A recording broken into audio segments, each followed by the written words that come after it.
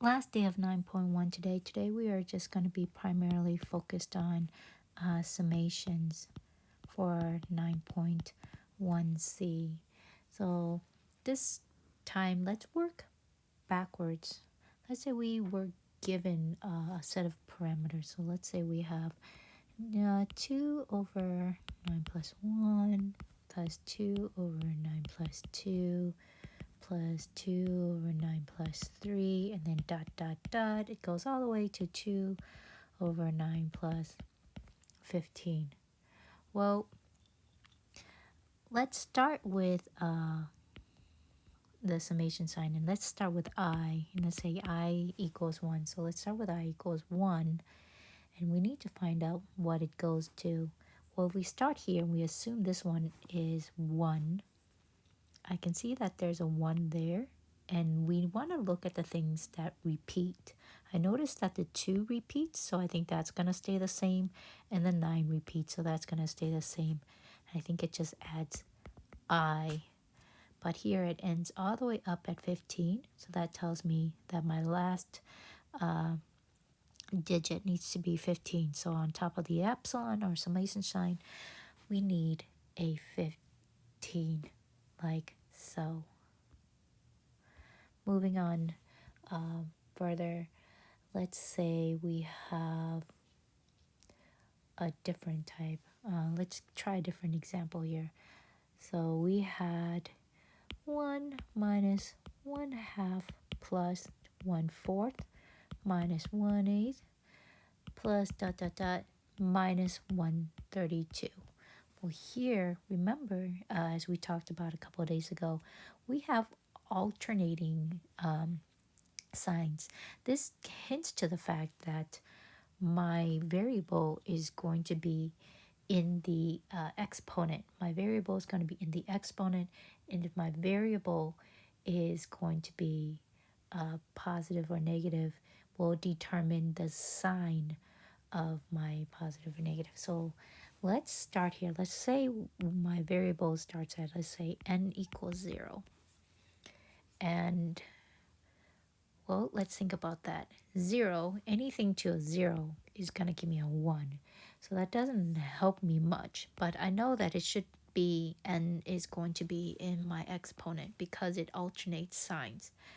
But that helps me because the next one is a negative.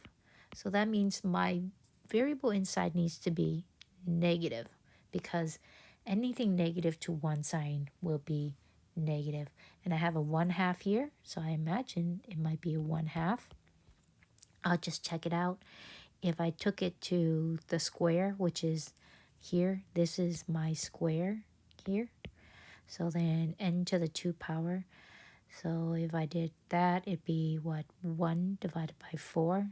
Now that checks. If this is the third power here, this is my third. So then it'd be -1 over 8. It works. And it goes all the way up to 32. So I just need to see what factor exponential of 32 is 2. So I know 2 to the third is 8, right? 2 to the fourth is 16, and 2 to the fifth is 32. So this is going to stop at 5, just like that. More examples moving on. Remember when we talk about factorials, so if the numbers expand really quickly, right, we get numbers that just somehow jump so much, then I know we're dealing with factorials. So let's get here. I have a set of numbers like so. And I notice that the numbers expand really quickly.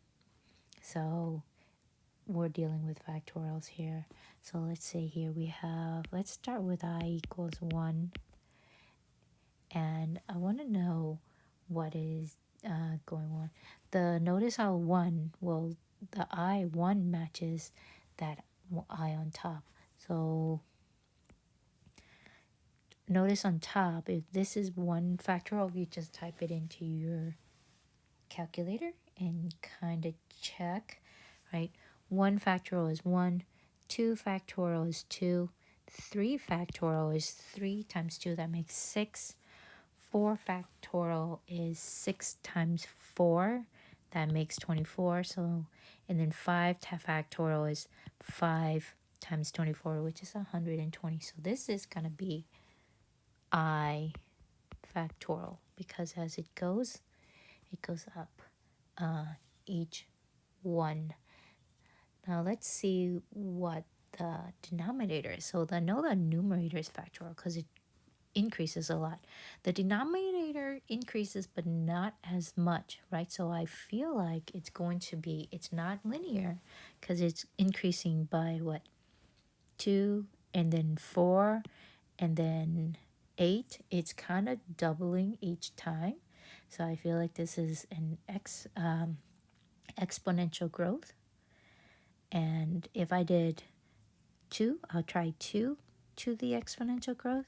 So let's say here 2 to the 1 power is 2, 2 squared is 4, 2 cubed is 8, 2 to the 3rd power is 16, and that would be that. But it ends up at 720, 64.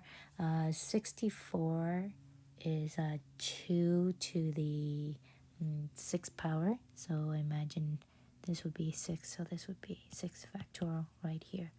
And that would be our answer for that. Let's do one last example here. Let's say we had something that doesn't end in a particular, let's say it goes on to infinity. And we have 6 to the negative 1/4 to the n power. However, they're asking for the 3rd partial sum. And this helps us to know that when they say, oh, they want the 3rd partial sum, they say go from n equals 1 to n equals 3. That's just all that means. 3rd partial sum, stop at 3. 4th partial sum, stop at 4, so on and so on. So I'm just going to start at 1, and then head on up to number 3. So 1 gives me 6 times negative 1/4 plus 2 gives me 6 times negative 1/4 squared plus 6 times negative 1/4 cube.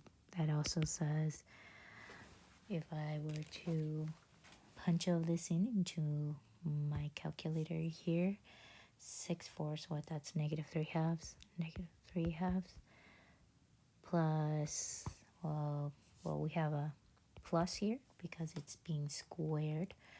So we have 6 times 16. So this is what, 3/8 minus, because it's to the 3rd power, 6, 4 to the 4th power is, 4 to the 3rd power is 64. So 64 is 3 to the 32. Add all that together, so negative 3/2 plus 3/8 minus 3/32 gives me, and leave it in, if you want to leave it in a fraction notation. I want you to get to the point where we are not dealing with decimals. We are leaving it in fraction notation. So this is negative 39/32.